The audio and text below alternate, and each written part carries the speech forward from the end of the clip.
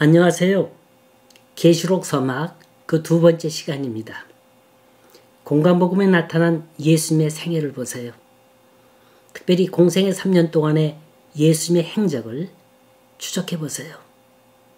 그냥 들판이나 놀러 다니고 배나 타러 다니셨나요? 아니에요. 하루하루 한순간순간이 긴장의 연속이었어요. 그 어느 영혼 하나 소홀히 여기신 적이 없으셨습니다. 주님의 목회는 전력투구의 목회였어요. 최선을 다하셨습니다. 하나님 지금 그런 마음으로 계시를 주시고 있는 거예요. 그런데 누굴 통해서요? 천사를 보내요. 이 계시는 천사를 통해 사도 요한에게 주신 말씀입니다. 이 말은 분명히 제3자를 통해서 주신 거예요. 천사도 제3자 아닙니까? 하나님과 사도 요한 사이에 직접 말씀이 오간 건 아니잖아요. 왜 그러셨을까? 직접 계시를 주셨을 수도 있었을 텐데 왜 천사라는 중간 단계를 거쳐야만 했을까? 우리 대화의 형식 가운데 직접 화법이 있고요. 간접 화법이 있어요. 직접 화법은 내가 그 상대로부터 직접 듣는 거고, 간접 화법은 남을 통해서 전달받는 겁니다. 직접 화법은 내가 직접 들은 거기 때문에 확인이 필요 없지만, 간접 화법은 다시 한번 확인해 보게 됩니다. 이게 너무나 중차대한 일이라면 이게 정말이야? 진짜야? 믿어도 돼? 확실한 거야? 자꾸 의심을 갖고 확인하기 위해서 돌다리를 두들게 되죠. 이게 간접 화법의 특징입니다. 하나님이 구태여 천사를 보내어 계시의 메시지를 전한 건 당시 교회가 당하고 있는 사정 때문에 그런 게 아닌가 싶습니다. 일종의 교훈적인 차원이죠. 이 메시지를 아주 조심조심 하지 않으면 수많은 영혼이 아까운 생명을 잃을 수도 있기 때문인 거예요. 그 당시 교회가 어디 정상적인 교회입니까? 모든 문서마다 검열되어 있고 조금만 로마 정부에 대해 비판적인 내용만 들어있어도 믿는 자들을 잡아가두고 죽이는 판입니다. 그래서 요한에게 어떤 암시를 주신 것 같아요. 이런 상황 속에선 정상적인 의사소통이 불가능합니다. 이 계시록에 나타난 한 예를 들게요. 한 짐승의 모습을 예를 들겠습니다. 이 짐승이란 단어도 하나의 언어예요. 당시의 교인들은 이 짐승이 교회를 대적하는 로마 정권이라는 걸 알고 있습니다. 그들은 로마 황제를 숭배하라고 강요하는데 이걸 대놓고 하지 말라 그래 보세요. 당장 검열에 걸릴 겁니다. 그런데 666의 도장을 받아서는 안 된다. 그러면 까리까리한 거예요. 하지만 당시 교인들은 그게 무슨 뜻인지 이미 알고 있는 거죠. 그래서 계시록엔 정상적인 언어의 방법을 사용치 않고 수많은 형상과 숫자들이 사용됐습니다. 그리고 계시의 목적은 나 혼자만 알고 간직하는 게 아니고 자꾸 알리라는 거예요. 이건 아주 급한 소식이고 소중한 소식이기 때문입니다. 2절 보면 그 계시를 받은 자의 소명이 적혀 있어요. 함께 읽어보십시다. 요한은 하나님의 말씀과 예수 그리스도의 증거, 곧 자기의 본 것을 다 증거하였느니라. 하나님의 계시는 털끝만큼이라도 인간의 소신을 가미하지 못합니다. 더하지도 못하고요. 빼지도 못하는 거예요. 내 감정도 섞지 못합니다. 있는 그대로 전해야 하는 거예요. 제가 계시록 강의를 꺼려했던 이유가 바로 이겁니다. 이 깊은 영적인 세계를 잘못 전하면 어떡할까? 그 당시 시대적 상황을 모른다면 잘못 해석할 수도 있을 텐데 공인이 내 짐작과 지식으로 해석하면 어떻게 될까? 그런 두려움이 있었어요. 특별히 계시록은 앞으로 교회에 일어날 일들을 예언하는 책입니다. 여기에 잠시의 오차라도 있으면 어떻게 돼요? 그래서 있는 그 사실 그대로 전달하게 해달라고 전 기도하고 있습니다.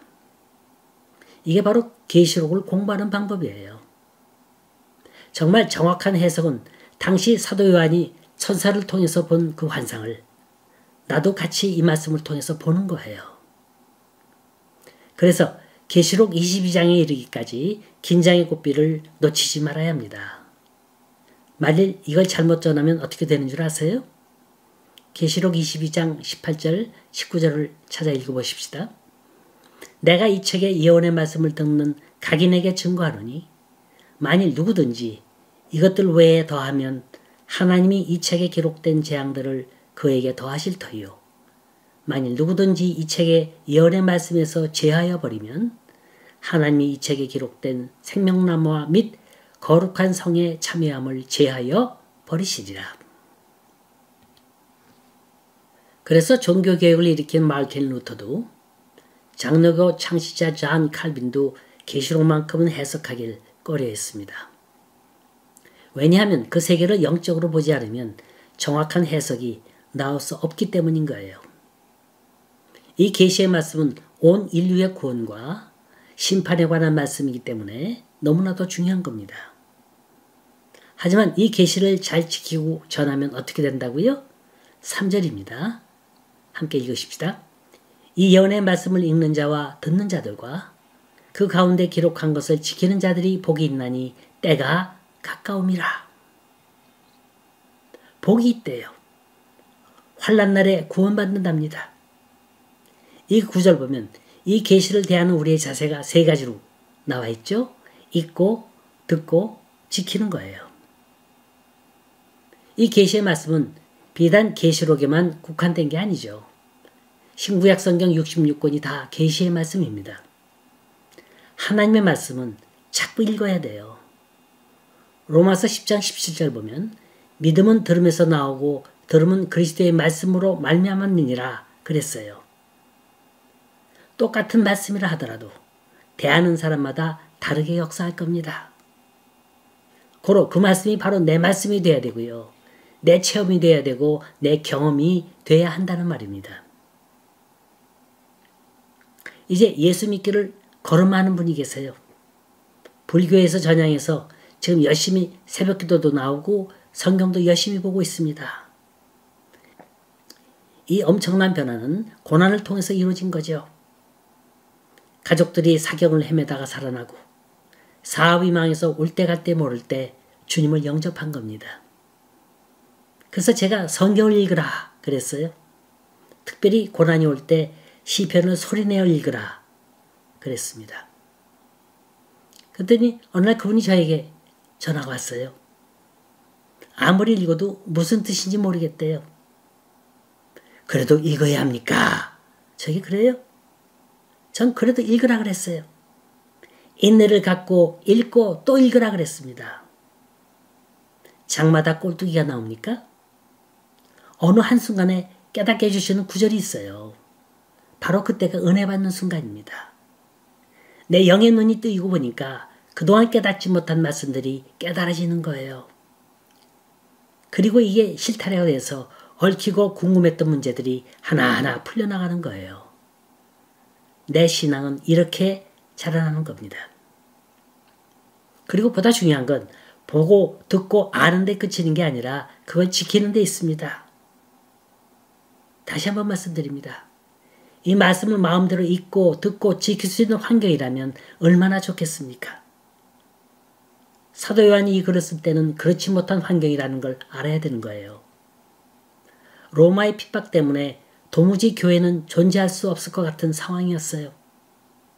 또 기다리던 주님은 오시지 않았어요. 교회 안엔 세속주의가 판치고 있었고요. 더구나 로마 황제를 숭배하겠다고 하는 표시 없는 자들은 다 끌려가 죽어나오는 판입니다. 이런 상황에 누가 교회에 모이라 하겠습니까? 예수 믿으면 고발당하고 잡혀가서 고문받고 심지어 처형을 당하는데 누가 교회에 다니라 하겠습니까? 지금 제가 말씀드리는 건 당시의 상황만을 얘기하는 게 아니에요. 지금 우리도 그런 순간을 경험하고 있습니다. 예수 믿는 게 그리 쉽던가요? 교회 나가 봉사하는 게 그리 쉽던가요? 모두들 다 편안하게 믿으려고 그래요. 대형교회 나가서 저 눈요기 귀요기 많이 하고 두 다리 쭉 뻗고 자기를 원합니다. 여러분, 교인이란, 크리스찬이란 편안히 교회 왔다 갔다 하는 사람을 칭하는 게 아니에요. 섬기는 거예요. 희생하는 거예요. 정말로 교회는 그런 자세로 섬겨야 합니다.